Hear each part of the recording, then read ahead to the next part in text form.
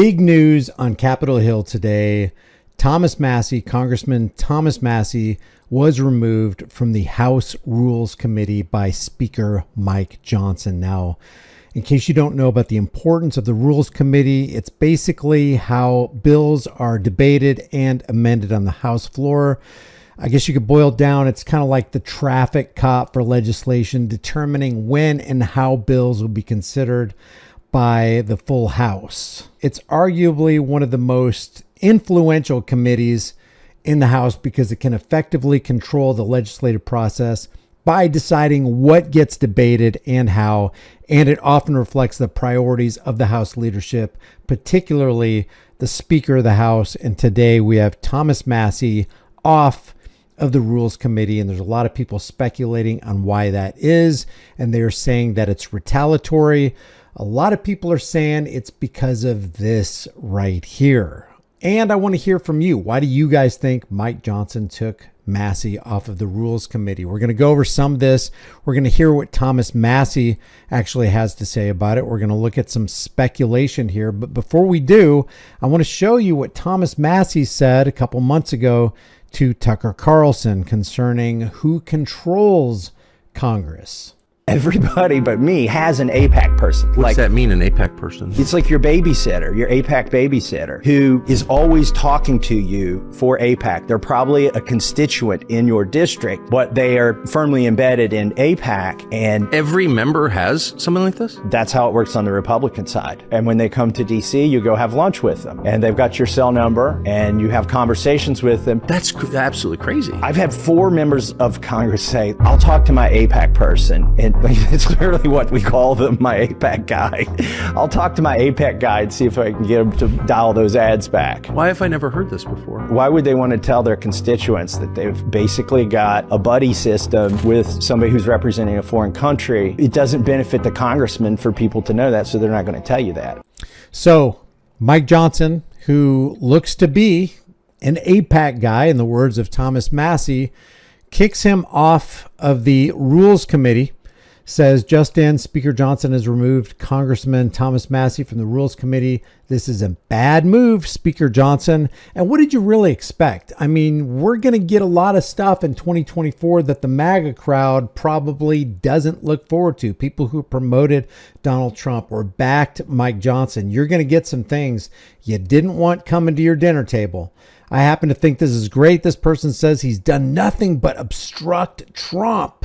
Say it with me. He's done nothing but obstruct Trump. He's obstructing Trump. What if in doing the right thing for the American people, you have to obstruct a person that you worship as though you were a card-carrying member of the cult of personality? Wouldn't that be a good thing, that there's a guy out there who's willing to stand on principle and walk and travel against the grain? Well, he has some questionable ideas that I don't like. What I find out many times is people are not who they claim to be.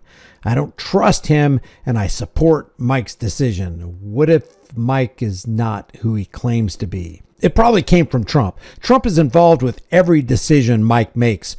What if Trump is not who he claims to be? How is this not retaliatory for opposing him as Speaker? Massie has a track record of wanting to cut government size and spending. Johnson doesn't, yet he talks a big game. Disgraceful start. And Kylie says, it is retaliatory. It sure looks like it is, but let's see what Thomas Massie says about this.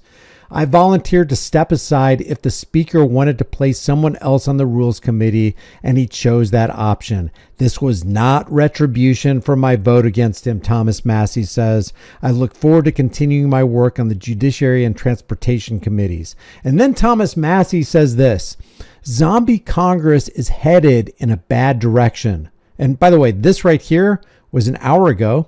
This was 6 hours ago. Plan is to pass a tax cut bill, reconciliation, and a spending increase, omnibus. This 1-2 deficit punch will make bond buyers demand more interest to finance existing debt. We will burn billions more in interest, exclamation point. And then he posts this right here about the zombie Congress. Grok is hilarious, if not terrifying. And yes, I agree with Axiomatic here. This is not going to end well. This will end poorly. Natalie says, people need to understand that spending equals inflation equals tax on you. Congress could say it's cutting taxes and then turn around and spend more, which is actually a tax increase. Unfiltered Truth says, Congressman, why do you think our representatives continue to kick the can down the road instead of implementing common sense proposals? Are we doomed? I'm in my 20s with a wife and child. I'd like a chance to provide for my family and be able to find work in this country. Americans are getting crushed. Chase Oliver says, if you want to cut taxes, you also need to cut spending. Amen, I agree. Otherwise, you just add to the deficit, wasting billions in interest payments, and also create the inflation that has every working class household having to tighten their belt more and more as the worth of our dollar becomes less and less. So why is it that Mike Johnson kicked Thomas Massie to the curb with regard to the Rules Committee? Maybe this is why Mike Johnson kicked Thomas Massie to the curb. Or is it just all a dog and pony show, including the little puppies spawned by Mike Johnson and Thomas Massie? Maybe if you're not in the big AIPAC ZOA club, well, then you're just not representing the right interest, Thomas. Mel says, I'm as big of a Trump supporter as you can get and have been since 2015, but I have respect for Massie for being brave enough to what we've all been saying for months. Less than 3 weeks ago, Johnson secretly worked with Dems and tried to tie Rep's hands. People forgot. I didn't. Again, this is dog and pony. When you consent to and submit to and participate in the voting humiliation demoralization ritual where you're picking the lesser of two evils, really, what do you expect to happen? Says Johnson is a Democrat. I keep trying to tell people he has no intention of doing anything good for Trump's agenda. Guys, how can you say that when he's working for Trump, is probably operating as a mouthpiece for Trump, and yet he does this with Massie, who wants to cut government spending, who claims to want to lighten the burden for Americans? I mean, maybe this is what it's all about. Maybe there is some entity somewhere, I don't know who it would be, that actually controls the voices of the people who are supposed to be representing average Americans like you and I. This guy says not being a bootlicker of AIPAC means you're not invited to the frat party, I guess. After being fake fielded as a potential cabinet pick due to his popularity with the populist right, the continued sidelining of Thomas Massie, both in politics and by big right-leaning influencers, should be pretty revealing about where things are heading politically with the incoming administration. And I think so. I think there's a writing on the wall.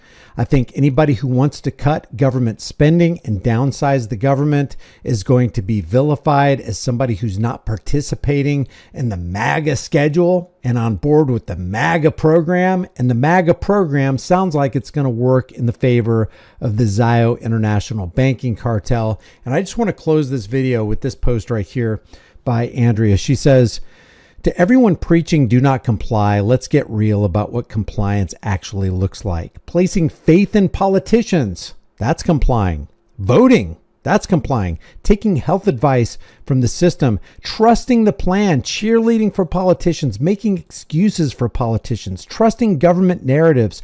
All of these actions fuel the very beast you claim to oppose. If you truly wanted to stop complying, then start by rejecting everything on this list. Maybe, just maybe, it's time for Paul Revere to take up a position again in the Old North Church. Leave your thoughts in the comments below. If you haven't done so already, subscribe to the channel, hit the bell notification icon, give it a thumbs up, share it with everybody you know. Don't forget to subscribe to my email list through my website, highimpactflix.com. If you haven't done so already, grab a shirt, become a channel member. The price of freedom is now and will always be eternal vigilance, and indifference to this notion is the means by which the people have and will secure their own oppression. Let's stop securing our own oppression, and let's start today. I'll see you in the next video.